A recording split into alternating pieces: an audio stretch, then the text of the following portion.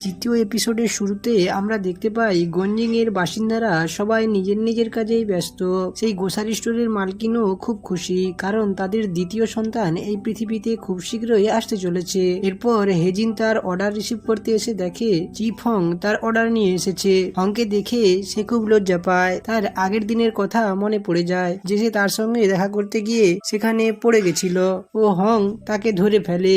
এই মোমেন্টের কথা ভেবে সে খুব লজ্জা পাচ্ছিল।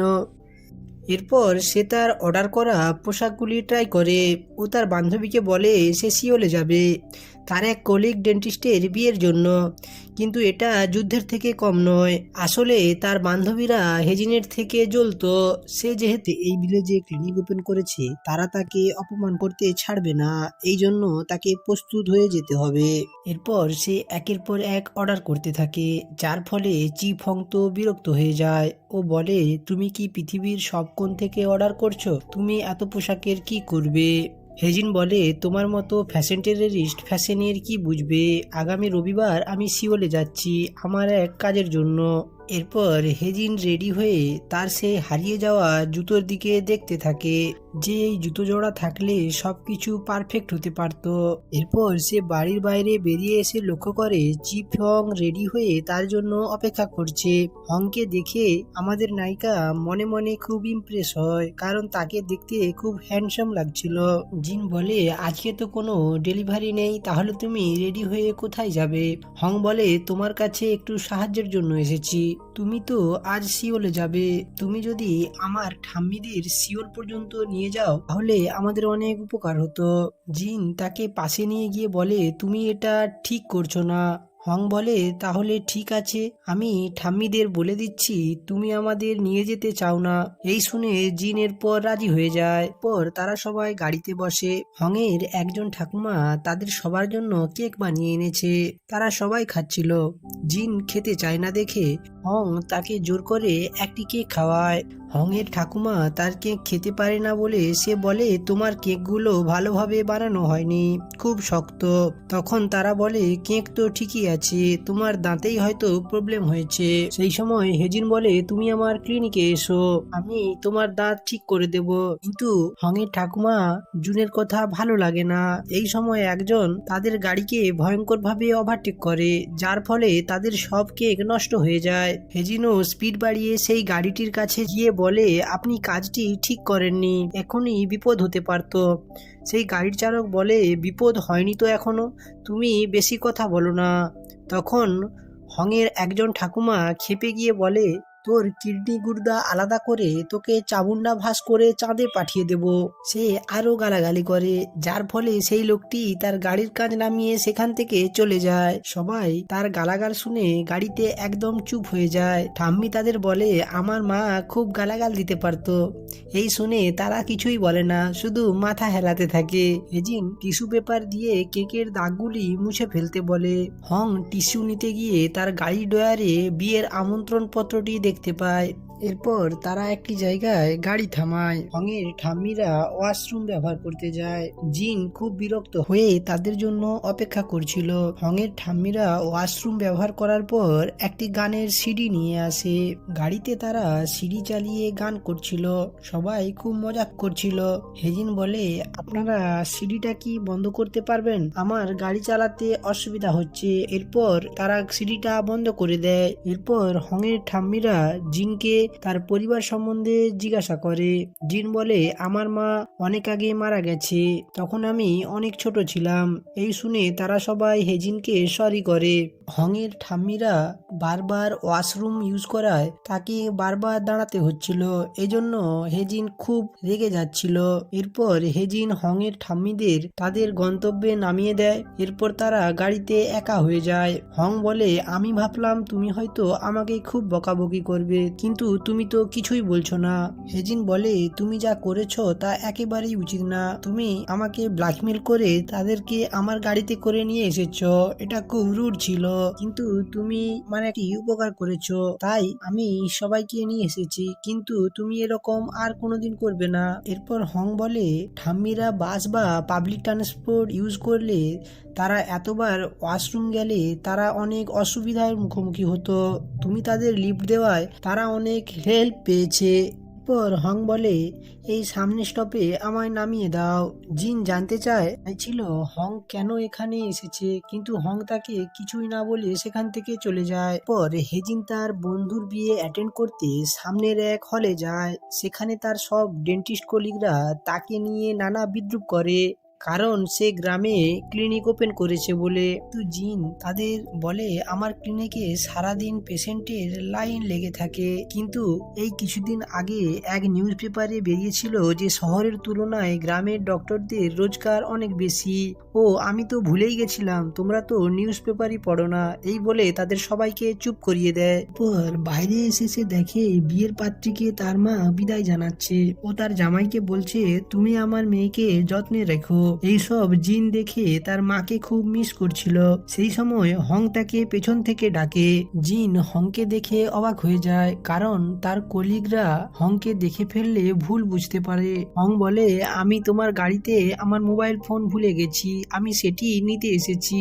জিন তাকে তার হাত ধরে সেখান থেকে দূরে নিয়ে যাচ্ছিল, আর সেই সময় তার একজন বান্ধবী লুকিয়ে তাদের ফটো তুলে নেয়। এরপর ফেরার পথে আমরা দেখতে পাই হং জিনকে বলে আমাকে সামনের টার্মিনালে নামিয়ে দেবে। জিন বলে আমরা টার্মিনাল অনেক আগেই পার করে এসেছি। হং বলে তুমি ক্লান্ত হলে আমাকে বলো। হেজিন বলে আমার গাড়ি আমি চালাবো। হং বলে তাহলে ঠিক আছে, তুমি এসিটি চালিয়ে দাও, আমি একটু ঘুমিয়ে যাই। জিন বলে তুমি নিজে চালিয়ে নাও। হং চালাতে গেলে জিন বলে আমার গাড়ি তুমি স্পর্শ করবে না। পর আমাদের গঞ্জিং এর দৃশ্য দেখানো হয়। হুয়াচুন ও ইউনচেওল দুজন এক জায়গায় আবর্জনা ফেলা নিয়ে খুব বিরক্ত হয়, কারণ এই জায়গায় আবর্জনা ফেলা বারণ। হুয়াচুন বলে চিফং থাকলে আসল অপরাধীকে ধরতে পারত, কিন্তু সে তো এখন সিওল গেছে। ইয়নসুল বলে হং ইদানিং সিওল একটু বেশি যাচ্ছে। আর এই সময় সেখানে মিসাই আসে। সে ইয়নসুলকে বলে আমাদের প্রথম পেশেন্ট তাহলে একজন পুলিশ, আপনি সেই দিন অনেক নার্ভাস ছিলেন। ইয়নসুল বলে না না, আমি একদমই নার্ভাস ছিলাম না। ওদিকে হং ঘুম থেকে উঠে পড়েছে। জিন বলে আমি পুরো রাস্তা গাড়ি চালাচ্ছি, তুমি তো আমার সাথে একটু কথা বলতে পারতে। হং বলে তুমি তো বললে তুমি গাড়ি চালানোর সময় কথা বলা পছন্দ করো না। হাওয়াচুন সেই সময় আবর্জনার ফেলার ব্যাপারে হংকে মেসেজ করে। চিফং জিনকে বলে তুমি আমাকে হলের সামনে নামিয়ে দাও, আমার একটা মিটিং আছে। রাতের বেলায় জিন ঘুমানোর জন্য রেডি হচ্ছিল। সেই সময় তার বান্ধবীরা তাকে গ্রুপে একটি ছবি পাঠায়। এর দুজনের একসাথে তোলা ছবিটি পাঠায়। ও বলে তুই এত হ্যান্ডসাম ছেলেটাকে কি করে পটালি রে, তোর বয়ফ্রেন্ডকে তো খুব হ্যান্ডসাম দেখতে। জিন হং এর ছবি জুম করে বলে সত্যি কি হং এত হ্যান্ডসাম? এদিকে হং ও তার বাড়িতে আজকের ঘটনা ভেবে হাসছিল। এরপর সে রাতে এক দুঃস্বপ্ন দেখে ঘুম থেকে উঠে যায় ও একটি ওষুধ খায়। পরের দিন আমরা গঞ্জিং এর ব্যস্ত মার্কেট দেখতে পাই। জিন ক্যাফেতে এসে লক্ষ্য করে চিফং ও হুনকে কফি বানানো শেখাচ্ছে।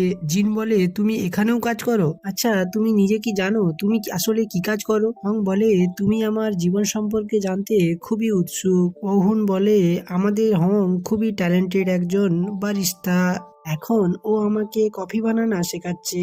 এরপর হং ও হুনকে কফি বানিয়ে দিতে বলে সেখান থেকে চলে যায়। হংকে সেখান থেকে চলে যেতে দেখে জিনের মন একটু খারাপ হয়ে যায়। ওয়াচুন ও হং সরকারি অফিসে আবর্জনা নিয়ে যায়। ও মিস্টার চ্যাংকে বলে আমরা বহুবার তোমাকে বলেছি যে আমাদের এলাকায় সিসিটিভি লাগানোর জন্য, কিন্তু তোমরা আমাদের কথা গ্রাহ্যই করনি। মিস্টার চ্যাং বলে আমি উপর মহলে বহুবার বলেছি, কিন্তু তারা এখনো সিসিটিভি ক্যামেরার ব্যবস্থা করেনি। তখন হং বলে তাহলে ঠিক আছে, এই আবর্জনাগুলি আমরা এই অফিসেই রেখে যাই, তাহলে তোমাদের আবর্জনা যে ফেলেছে তাকে ধরতে সুবিধা হবে।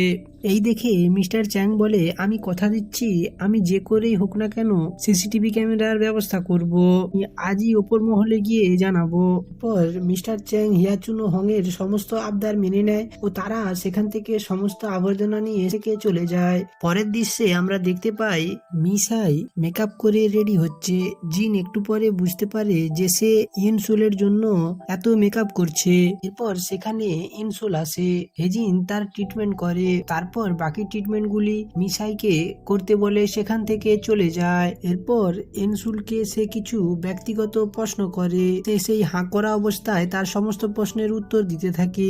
এরপর এনসুল বাইরে বেরিয়ে এসে ভাবতে থাকে, আচ্ছা ও আমার কথা বুঝলো কি করে, সে যা একটু ভেবে অবাক হয়। এরপর আমরা দেখি হংয়ের সাথে তার ঠাম্মার দেখা হয়েছে। তারপর তারা তার বাড়ি যায়। হংকে তার ঠাম্মি অনেক কিছু খাওয়ার খেতে দেয়। তার ঠাম্মিকে হং বলে, তুমি তোমার ছেলের সাথে দেখা করেছো? তার ঠাম্মি জানায় যে তার ছেলে ব্যস্ত থাকায় তার সাথে দেখা করতে পারেনি। হং বুঝতে পারে তার সাথে তার ছেলের দেখা না হওয়ায় তার ঠাম্মির মন খারাপ। পরের দৃশ্যে আমরা জিন ও মিসাইকে কথা বলতে দেখি। মিসাই জিনকে বলে, আমি ইউনসুলকে পছন্দ করি, ও মাত্র আমার থেকে 4 বছরের ছোট, আমি ওর বায়োডাটা দেখেছি। জিন তাকে বকা দেয় পেশেন্টের বায়োডাটা দেখার জন্য। এরপর আমরা দেখতে পাই আইজুন তার মা বাবার সাথে তার জন্মদিন পালন করছে। তার মা বাবার ডিভোর্স হয়ে গেছে। তারা একে অপরকে দোষারোপ করতে থাকে। তারা তার সামনে ঝগড়া শুরু করে দেয়। আইজুন বলে, পরের বছর থেকে তোমরা দুজনে একসাথে আমার জন্মদিন পালন করবে না। যা শুনে তার মা বাবা একবারে চুপ হয়ে যায়। পরের দিন সকালে আমরা দেখি হং তার ঠাম্মিকে কাঁধে করে জিনের ক্লিনিকে নিয়ে আসে তার দাঁতের চিকিৎসা করানোর জন্য। ডক্টর জিন তার ঠাম্মির দাঁত ভালো করে দেখে ও বলে তার দাঁত ইমপ্লিমেন্ট করাতে হবে।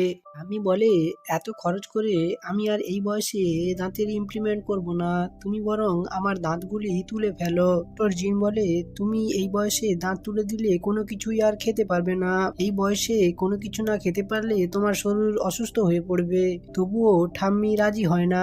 জিন বলে, আপনার টাকার প্রয়োজন, যদি টাকার প্রয়োজন না থাকে তাহলে আপনি নিজের দাঁতের ট্রিটমেন্ট কেন করাতে চাইছেন না? এখন আপনি ট্রিটমেন্ট করাতেই চাইছেন না, তাহলে আপনি এখান থেকে চলে যান। হং ঠাম্মিকে আটকানোর নানা রকম চেষ্টা করে, কিন্তু জিনের এই রুট ব্যবহারের জন্য ঠাম্মি সেখান থেকে চলে যায়। হং ফিরে এসে জিনকে বলে, আমি জানি ঠাম্মি না চিকিৎসা করালে নানা রকম প্রবলেম হবে, কিন্তু তুমি এরকম ভাবে নাই বলতে পারতে।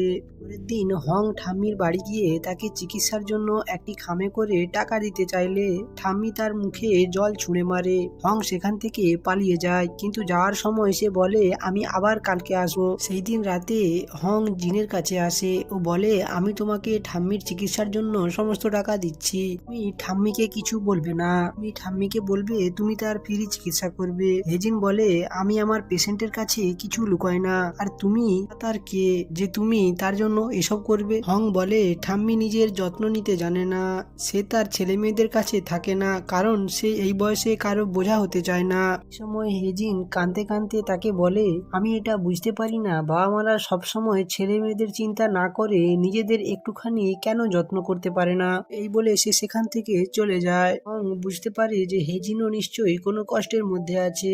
এরপর আমরা একটি ফ্ল্যাশব্যাক দেখতে পাই, যেখানে জিন স্কুল থেকে বাড়ি ফিরে লক্ষ্য করে তার মা অসুস্থ অবস্থায় বাথরুমে পড়ে পড়ে কষ্ট পাচ্ছে, কিন্তু সে তাকে এ ব্যাপারে কিছুই জানায়নি। এজন্য জিন বলেছিল যে বাবা মায়েরও উচিত সবসময় ছেলে মেয়েদের জন্য টাকা সঞ্চয় করে না রেখে নিজেদেরও কিছু যত্ন নেওয়া উচিত। পরের দিন সকালে হং আবার তার ঠাম্মির বাড়ি যায় ও তাকে জিনের বলা কথাটি বলে যে বাবা মায়েরও উচিত ছেলে মেয়েদের জন্য সমস্ত টাকা জমিয়ে না রেখে নিজেদেরও একটু যত্ন রাখা। এরপর সেই দিন রাতে সে তার ছেলেকে ফোন করে, তাকে জিজ্ঞেস করে, আমি যে সমস্ত খাবার রেখে এসেছি তুমি সেগুলি খেয়েছো? তার ছেলে জানায় যে সময় না পাওয়ার জন্য সে এখনো সেগুলি খেতে পারেনি। ফোন করে বলছিল তোমার নাকি দাঁতের ইমপ্লিমেন্টের প্রয়োজন। ঠাম্মি বলে, ও হং তোমাকে বলেছে, তাহলে কি আমি ইমপ্লিমেন্ট করে নেব? তার ছেলে বলে, আমি এখন তোমাকে কিন্তু 1 টাকাও দিতে পারবো না। এই শুনে ঠাম্মি খুব কষ্ট পায়। এরপর ডক্টর জিন তার সাথে দেখা করার জন্য ঠাম্মির বাড়ি আসে। ঠাম্মি নিজের হাতে তার জন্য ভালো ভালো খাবার রান্না করে। জিন খাওয়ার সময় বলে, যার দাঁতে ব্যথা একমাত্র সেই বুঝে দাঁতের যন্ত্রণা, তার সন্তানরাও তার এই যন্ত্রণা বুঝতে পারবে না। আপনি আমার ক্লিনিকে আসবেন, আমি হয়তো আপনার ফ্রিতে ট্রিটমেন্ট করতে পারবো না, কিন্তু আমি শুধু খরচের টাকাটি নেব। আমি চাই আপনি যন্ত্রণা থেকে মুক্তি পান। রাতের বেলায় হং মাছ ধরার সময় কিছু দেখে ভয় পেয়ে যায়। এই সম্পর্কে আমরা এই এপিসোডের শেষে জানতে পারবো। পরের দিন সকালে ঠাম্মি জিনের ক্লিনিকে আসে ও পুরো টাকা দিয়ে তার ইমপ্লিমেন্ট করার সিদ্ধান্ত নেয়। এরপর আমরা দেখতে পাই যে মিস্টার চ্যাং তার কথা মতো এলাকায় সিসি ক্যামেরা বসাচ্ছে। হুয়াচুং মিস্টার চ্যাংকে বকাবকি করছিল এত দেরি হওয়ার জন্য। হং তাদেরকে চুপ করায়। এই সময় তাকে হেজিন ফোন করে ঠাম্মির জন্য কিছু তরল খাবার নিয়ে যেতে বলে। বাড়ি গিয়ে হং জানতে পারে ঠাম্মি তার ইমপ্লিমেন্ট করে ফেলেছে। হং বলে, তুমি হঠাৎ করে রাজি হয়ে গেলে? ঠাম্মি বলে, আমি হেজিনের কথায় রাজি হয়েছি। জিন খুব ভালো মেয়ে, ওর বাইরেটা শক্ত হলেও ওর মনটা খুব কোমল। ও আমাকে বুঝিয়েছে যে নিজের জন্য কিছু করা উচিত। সেই দিন রাতে হেজিনের বাড়িতে লাইট চলে যায়। বাড়িতে কেউ না থাকায় সে কিছু না বুঝতে পেরে সে ভয়ে হুয়াচুনকে ফোন করে। তারপর হুয়াচুন সেখানে চিফ হংকে পাঠায়। হং এসে দেখে যে জিনের বাড়িতে একটি মোমবাতি পর্যন্ত নেই। তারপর তারা ফোনের ফ্ল্যাশ জ্বালিয়ে একে অপরের দিকে দেখতে থাকে। এরপর হং তার বাড়ির ফিউজ বক্স চেক করে, দেখে সেখানে সবকিছুই ঠিক আছে। এরপর সে ইলেকট্রিক কোম্পানিকে কল করে। ইলেকট্রিক কোম্পানি জানায় কিছুক্ষণ পরে আবার সাপ্লাই চলে আসবে। বাড়িতে কেউ না থাকায় হেজিন ভয় পাচ্ছিল দেখে হং বলে, ইলেকট্রিক না আসা পর্যন্ত কি আমি এখানে থাকবো? এরপর জিন তাকে আইসক্রিম অফার করে। হং আইসক্রিম খেতে খেতে বলে, আমি তোমার সাথে যে ব্যবহার করেছি তার জন্য সরি। তুমি না ঠাম্মিকে বললে ঠাম্মি কোনোদিনই ইমপ্লিমেন্ট করাতে রাজি হতো না। এরপর হং সেখান থেকে চলে যাওয়ার সময় জিনকে বলে, তুমি তোমার ফিউজ বক্সটি আরেকবার চেক করে নাও। জিন ফিউজ বক্স খুলতেই দেখে তার হারানো সেই জুতো জোড়া। জিন তাড়াতাড়ি করে বাইরে বেরিয়ে আসে ও চিৎকার করে হংকে জিজ্ঞাসা করে, তুমি এই জুতো কোথায় পেলে? হং উত্তরে বলে, আমি রাস্তায় কুড়িয়ে পেয়েছি। জিন তার জুতো পেয়ে আনন্দে নাচতে থাকে। আর এই সময়ই তার বাড়িতে ইলেকট্রিকও চলে আসে। হং যাওয়ার সময় তার এই আনন্দ দেখে সেও হাসতে থাকে। ফ্ল্যাশব্যাকে আমরা দেখি হং মাছ ধরতে গিয়ে কিছু একটা দেখে ভয় পেয়েছিল। সে আসলে এই জুতো দেখে ভয় পেয়েছিল। সে ভেবেছিল এটি হয়তো মানুষের পা হবে। তারপর সে ইন্টারনেট দেখে দেখে তার জুতো জোড়া শুকনা করে ফিউজ বক্স চেক করার সময় সেখানে এই জুতো জোড়াটি রেখে দিয়েছিল।